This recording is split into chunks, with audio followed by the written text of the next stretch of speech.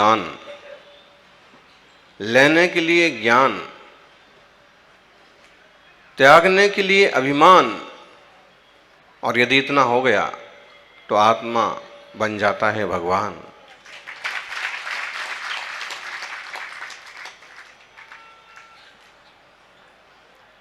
दानम पूजा मुखम सावय धम्मोणा साव्या तेण वीणा। दान और पूजा श्रावक के दो मुख्य अंग हैं। अगर ये उसके जीवन में नहीं है तो कहते हैं उसका जीवन बेकार है। और झाणक झैणम मुखम,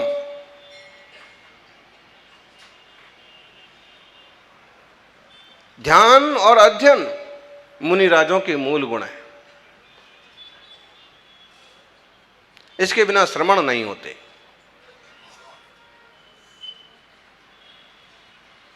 दान देह मन हरस विषेक है, ये भव जस पर भव सुख देखे। दान हरस पूर्वक देना चाहिए, दुखी और परेशान होके नहीं। और दान का मतलब लोग केवल ये समझते हैं कि रुपया पैसा ही दान है, यानी जिसके पास रुपया पैसा नहीं है क्या वो कभी दान नहीं कर सकता?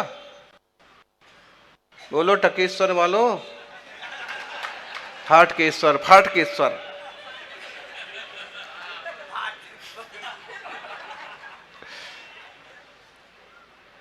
बताइए, अगर वे ऐसी बात करो तो मुनिराज तो कभी दान नहीं कर सकते। कर सकते हैं क्या? बोले उनके पास तो कुछ है नहीं, क्या दान करेंगे? लेकिन ध्यान रखिए, जितना बड़ा दान ग्रस्त करते हैं उससे कई गुना बड़ा दान मुनिराज करते हैं, और जितना बड़ा दान मुनिराज करते हैं उससे कई गुना बड़ा दान जिनराज करते हैं। अरहंत भगवान की जो दिव्य ध्वनि कीर्ति है, वो दिव्य ध्वनि जीवों के जीवन को दिव्य बनाने के काम आती है।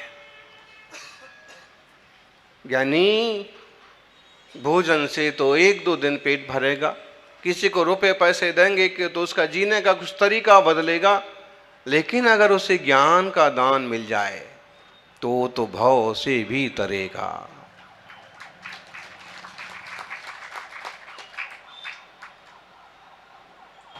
चार प्रकार दान, चार प्रकार, चार संघ को दीजिए। चार संघ को, कौन से हैं चार संघ? बोलो ज्ञानी त्रिलोक जी, चार संघ कौन कौन से हैं? एक महाराज जी आपका संघ हो गया, दूसरा विद्यासागर महाराज का हो गया, तीसरा विशुद्ध सागर का हो गया, फिर अब चौथा नंबर पर किसको रखें? बहुत सारे। कुंथु सागर हैं, संभव सागर हैं,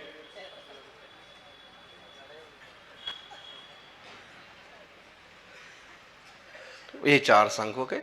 इनको ही बस देना, बाकी ऐसे चार संघ नहीं गिनना। इस जगत में ऐसे भोले भोले लोग हैं, वो कहते हम तो एक ही संघ को आहार देते हैं, हम तो एक ही संघ को नमस्कार करते हैं। ज्ञानी ऐसा अगर आप करते हो तो मिथ्यात्व के बाहर अभी निकले नहीं हो जी। अगर हम ऐसा एकांतवाद कोई भी ग्रस्त करे, कोई भी श्रावक करे कि मैं तो एक ही तीर्थंकर को मानता हूं, ये पारसनाथ के अलावा तो मैं किसी और तीर्थंकर को माथा भी नहीं झुकाता हूं, क्या कहेंगे उसे? बोलो कासलीवाल जी। हा? पहली दृष्टि में ही कोई भी बोल देगा भैया मिथ्यात्व तो क्यों पाले हुए हो? पार्श्वनाथ भगवान संकट काटें, शांतिनाथ शांति करें, आचार्य महाराज के आशीर्वाद से हम फलें फूलें, हमारा बचपन से उनका लगाव है, वो सब ठीक है। लेकिन जब गुणों की और मोक्ष मार्ग की अपेक्षा देखोगे तो फिर आप इस तरह की बात नहीं कर सकते, और इस तरह की बात ही करते रहोगे तो मोक्ष मार्ग समझा नहीं समझा। गजब की बात है। कैसे महाराज कैसे बोल सकते हैं, हम तो उन महाराज को ही करेंगे। नहीं, उन महाराज को भी करना, और उनके गुण वाले जितने भी मुनिराज दिख जाएं सबको वंदन करना। कमंडलधारी दिखे, मूल गुणधारी दिखे, देख लिया 2-4 दिन में समझ में आ गया कि निर्दोष चरिया है। आप देखो कल का देखा हुजूम,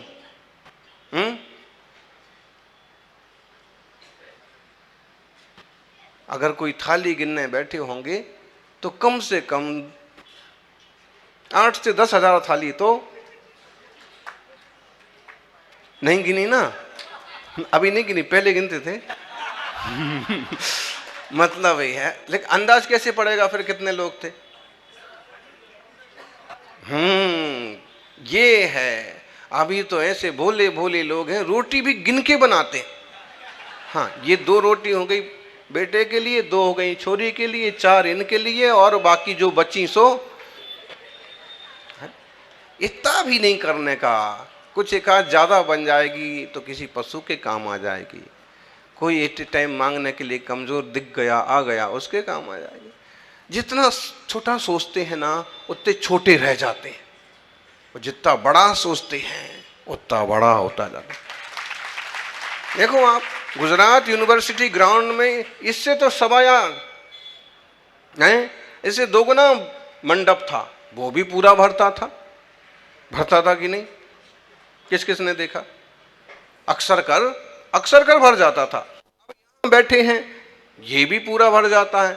अगर अपन स्टेडियम में बैठेंगे तो वो भी। वो लोग क्या सोचते हैं, अब मतलब आप जितना बड़ा सोचते हैं आप उतने बड़े बनते हैं।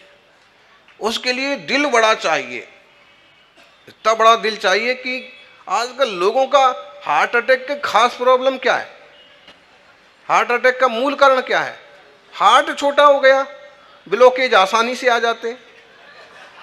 रोड अगर गली छोटी होगी तो क्या होगा,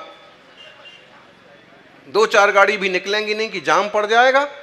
और अगर गड़ी रोड बड़ा होगा तो दिल बड़ा रखो भाई, दिल बड़ा रखो। कभी कभी समझाते हैं, जैसे आपके कोई पड़क नहीं पाया तो कोई समझदार आएंगे हाथ रखेंगे पीठ पर, दिल बड़ा रखो।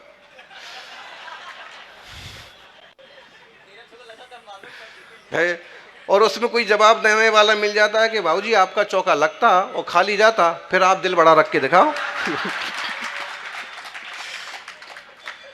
क्या करे, लेकिन दिल तो बड़ा रखना पड़ता है भाई। ये बड़े दिल के लोग हैं, बड़े दिल के लोग मतलब ये हर जगह एडजस्ट हो जाते हैं, हर जगह जहां जरूरत होती है दान कर लेते हैं, हर जगह जिनके साथ जरूरत होती है बैठ जाते हैं, हर जगह जहां बुलावा होता है वहां चले जाते हैं। और जहां मुनिराज पधारे हों वहां तो इनको बुलाने की भी जरूरत नहीं पड़ती। बड़े दिल के लोग हैं, सेवा के लिए बुलाना नहीं पड़ता है कि आओ आओ, आ जाते हैं। जितनी बड़ी संख्या में कल लोग थे इतना अपन ने कोई भारी प्रचार नहीं किया। अब लेकिन बड़ा मन, बड़ी भावना, आज कम से कम दीक्षा देखेंगे, पूरे संघ के एक साथ मंच पर दर्शन होंगे। सौभाग्य है कि आप इस चीज को समझते हैं।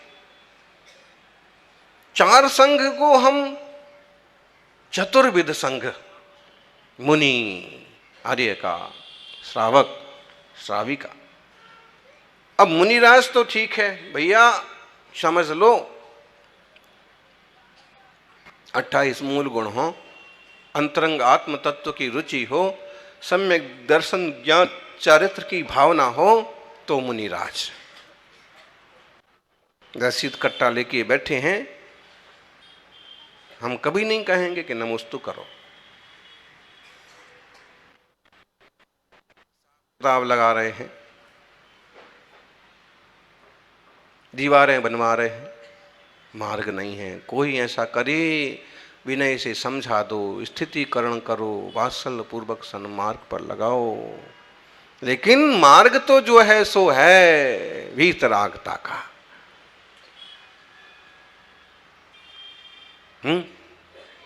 इतना बड़ा संघ है, किसी साधु ने आपको देखते हुए कम से कम 5 साढ़े 5 महीने हो गए होंगे, चतुर्मास के पहले से और अभी तक।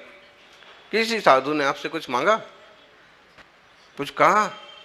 आज आपके घर आ जाएंगे ऐसा भी कहा? अरे महाराज हम तो आपके पूरे भक्त हैं, हम तो बड़े महाराज के पास भी नहीं जाते, आप ही की वैयावृत्ति करते, कम से कम आप तो आ जाना। तो वो सक्षम सागर को छोड़ के बाकी किसी ने तो नहीं कहा होगा कि आ जाएंगे।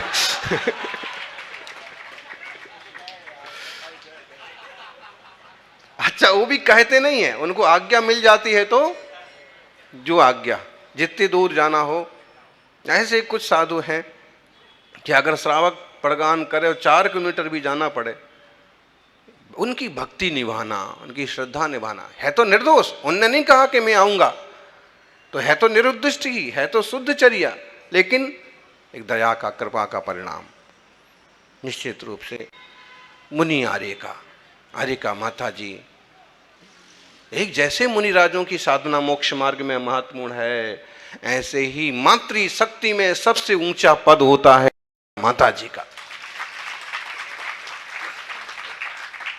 उन्हें लोग ऐसा वैसा गिन लेते हैं, भैया उनकी यथायोग्य रूप से अर्चना हो, आराधना हो, प्रगान हो। मातृशक्ति का सबसे ऊंचा वह परमेष्ठियों के बाद वाला पद है, उसका वैसे ही गौरव हो। कभी कभी भोले भोले श्रावक होते ना, बोले क्या आज तो हमारे यहाँ कोई पड़गा ही नहीं। अभी यहाँ तो वो चल रहा है कि एक ब्रह्मचारी भी मिल गए तो समझ लो कि बहुत बड़ा खजाना मिल गया है। कभी कभी ऐसा होता है कि अगर शुल्लक शुल्लिका पड़क भी गए और 2-3 भी पड़क गए, हमारे यहाँ तो कोई आए नहीं, हमारे यहाँ तो कोई पड़ गई नहीं, और उनको कोई कहे कि शुल्लक शुल्लिका जी तो थे, मुनि महाराज तो कोई नहीं थे ना। अरे भाई मुनि महाराज तो हैं, ठीक है, साक्षात मोक्ष मार्ग हैं, लेकिन लघु नंदन, मुनि राजों के लघु नंदन कौन है? शुल्लक शुल्लिका जी। आर्यिका माता जी तो देखा जाए उपचार महाव्रती हैं, पर्याय जन्य क्षमता की कमी है, नहीं तो साधना मुनि राजों जैसी होती है। तो मुनि श्री आर्यिका माता जी दोनों, वो भी पंच महाव्रत का पालन कर रहे हैं, वो भी पंच महाव्रत का पालन कर रहे हैं। ऐसी निरतिचार साधना करने वाली साधक। और फिर श्रावक श्राविका मतलब सबसे पहले लेना सर्वोत्कृष्ट श्रावक श्राविका, क्षुल्लक शुल्लिका। क्षुल्लक शुल्लिका जी सर्वोत्कृष्ट श्रावक में 11वीं प्रतिभा में आते हैं। क्योंकि हम उन्हें श्रावक श्राविका बोलते नहीं हैं, लेकिन शास्त्रों में जब प्रतिमा का विज्ञान हम देखते हैं तो सबसे ऊपर क्षुल्लक जी, शुल्लिका जी। एलक जी का तो अभाव हो गया। क्षुल्लक जी और एलक जी में क्या अंतर है जी? कौन बताएगा? क्षुल्लक जी के पास एक दुपट्टा होता है, एलक जी के पास सिर्फ एक लंगोट होती है। क्षुल्लक जी पात्र में भोजन करते हैं, कटोरे में। कटोरा अच्छा नहीं लगता, कुछ और बोलो। पात्र और बेला। ये जो माता जी थी संग में शुल्लिका माता जी, तो उनको पूछा कि तुम्हारा कटोरा कहाँ है? तो उन्होंने कहा महाराज कटोरा ने कौन भिखारी आए हम। बुंदेलखंड की हाँ महाराज कटोरा ने कहो हम कौन भिखारी आए। तो अरे भाई हम तो ये हिंदी में फेमस तो यही कटोरा समझते हैं, बेला कहो बेला। अच्छा, तो मतलब ये शब्दों का बहुत प्रभाव पड़ता है, लगभग इशारा उसी चीज का होता है। देखिए ध्यान रखिए, स्वाद बढ़ जाता है जब रोटी में घी लग जाता है, स्वाद बढ़ जाता है जब किसी के नाम के साथ जी लग जाता है। बात वही होती है, रोटी वही है, जरा सा घी लगा दिया तो स्वाद बढ़ जाता है। एक एक चम्मच हर गिलास में डालने की जरूरत नहीं होती है, जरा सा भी लग जाए तो भी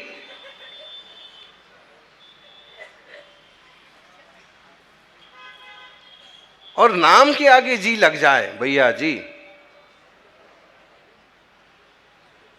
काका जी, दादाजी, बसंत जी,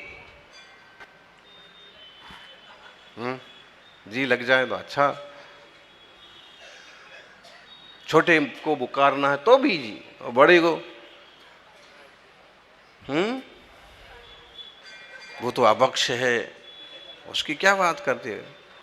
चार संघ को मुनि आर्यिका श्रावक श्राविका क्षुल्लक क्षुल्लिका। अब इसमें आप देखिए श्रावक श्राविका शब्द क्यों फेमस है।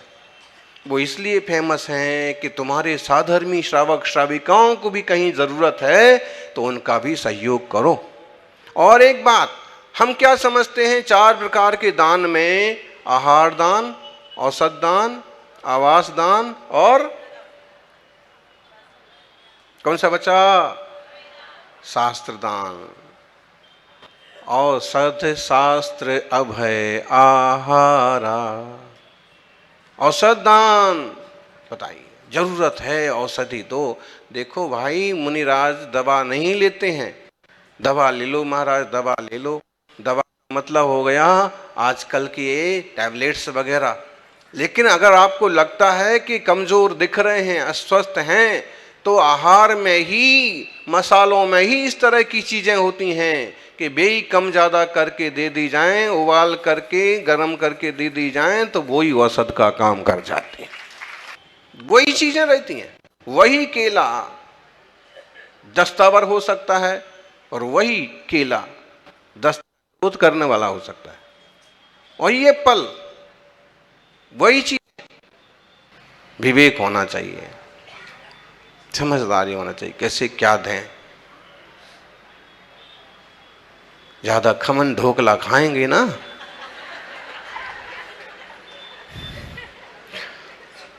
तो बिना पटाखे के शोर मचाएंगे। इसलिए कब करना क्या जरूरी है वो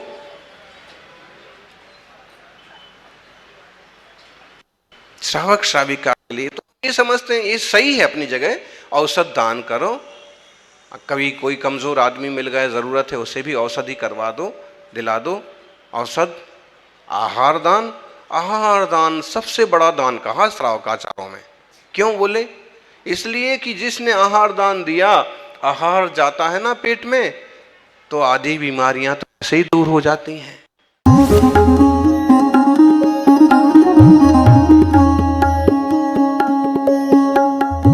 प्रथम विद्यासागर धाम